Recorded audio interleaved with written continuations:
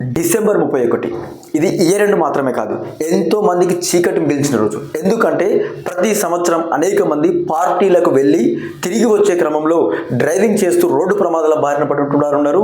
అదేవిధంగా వాళ్ళు పార్టీలు చేసుకున్నటువంటి బిల్డింగ్ పై నుంచి కూడా పడిపోయినటువంటి వాళ్ళు అనేక మంది ఉన్నారు. దీనివల్ల వాళ్ళ కుటుంబాలకు తీరని వేదన మిగిల్చింది. ఇటువంటి పరిస్థితి రాకుండా ఉండాలంటే ఈ డిసెంబర్ 31 మీరు మీ కుటుంబ సభ్యులతో చేసుకోండి.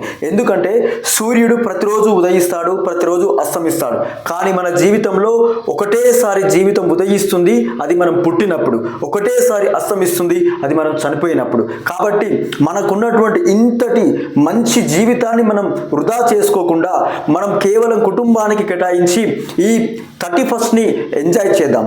అంతేకాని పార్టీల పేరుతోటి పబ్బుల పేరుతోటి ఎంజాయ్ చేయకండి. కుటుంబ సభ్యులకు తీరని వేదన మిగిల్చకండి.